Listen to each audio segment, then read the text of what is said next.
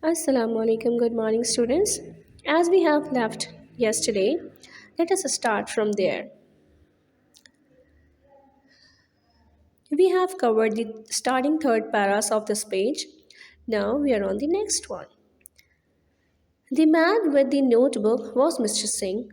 He had listened to the tales and chatter about diamonds and had been determined to prove that the stories were nonsense.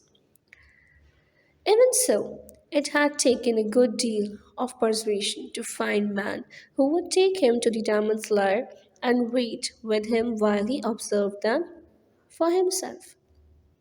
Back at the village, Mr. Singh ignored the excited talk of his five companions and read through the notes he had scribbled at the time. What happened then? Among those six men, there was a man whose name was Mr. Singh. He has decided to cover the story. To find the story, find the reality behind these diamonds, na? He had decided to do so because he wouldn't believe on these diamonds. Na? He said, "No, these are not diamonds. This is the nonsense story. I'm gonna find the reality." And he wanted to observe the reality by himself. He wanted to go with someone in the anthill and find the reality. But there was no one who was agreed to get inside with him. What happened then? The creatures were hideous beings he had written. Both of them ran on all fours. Of one he had put hand, foot, and body like a human being, but the head was a big ball of something covering the shoulder. What happens? The man was having a book in which there was some information about the demons, about the creatures. With the help of that book, he found that these are not diamonds because they are having their two hands, they are having their two legs, they are having a face which is a ball like a structure. The face was covered with their hairs. He started to get find the reality. He was convinced, however, that the creatures were not diamonds. When he felt sure he had seen were two children about 4 or 5 years old. Now, after doing some experimentations about some reading, he found that these two are not the demons. They too are childrens. They are the human beings. They are the human creatures. And he thought that they are the children who are just 4 or 5 years old. From the way the children had moved, Mr. Singh believed that they had been living with the wolves for a long time. He had no doubt about what he should do next. He must rescue them. He didn't even consider leaving them to go on living as wild animals. When he was convinced that these are the two children's, he had decided to rescue them. He had decided to take them out from the animal's life. The next day, he tried to form a rescue party from among the men of the village. None of them would help him capture the wolf children. They still believed that the creatures were evil spirits. You see, that only the Mistress Singh was there who believes that these were the two children, but the others were still believing that they were the evil creatures. Mr. Singh was forced to seek help from another village 7 miles away. A week later, the hunting party advanced on the lair. As they neared the anthill, they spread out in a circle.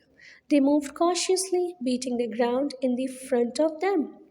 The advance frightened many smaller animals into the open, but no wolves appeared. What happened then? He find the help from another village. In that village, no one helped him, but he go to another village and find some people, brought some people with him for the help. In that journey, He had through the party in which there were many people. Some of the animals were also came, and he thought that he will dig the area which was near the anthill. Mr. Singh moved towards the mound. He ordered two men to start digging at the entrance. They began to hack the ground nervously. Mr. Singh assured them there were no diamonds, but this was little comfort. They knew well enough that there were wolves inside. At any moment, they expected an angry wolf to emerge. What happened? Mr. Singh knew that there were wolves under the area they were digging beside now, but he gave comfort to the people who were digging that no, there is no wolf, there is no diamonds.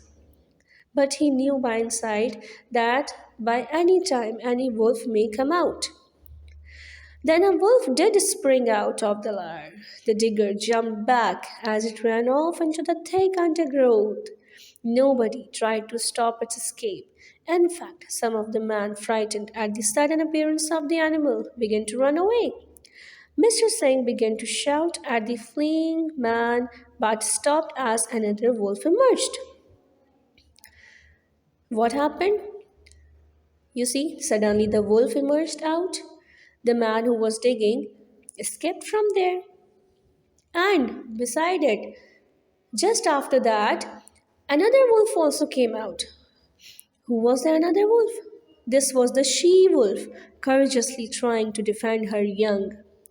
She arched her back and bared her teeth. But before Mr. Singh could give any order, some of the men shot several arrows at her. Mr. Singh watched the animal roll over in agony. He felt bitter and angry with himself. He had not intended to kill any of the wolves.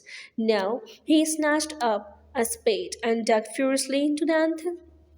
His digging revealed a pathetic sight. A pathetic sight.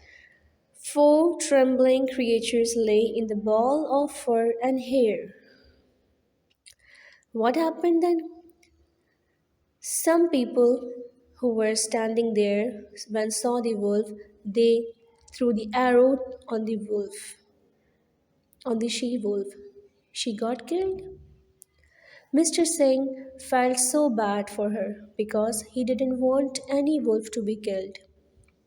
Just after that, he entered into the digging area, where what he saw there, the ball was made up of two wolf cubs and two little girls. Mr. Singh had never seen children like these before. They were almost unrecognizable as human beings. They snarled and bit his hand as he tried to separate them from the cubs. What he saw under the anthill. He saw that there were two cubs, the wolf's child, and the two little girls who were the human's child. He had then decided to get them out from the anthill. He wanted those two little girls to to get out from the anthill. How he got them out, we may be discussing in the next unit, which is the Wolf Children 2.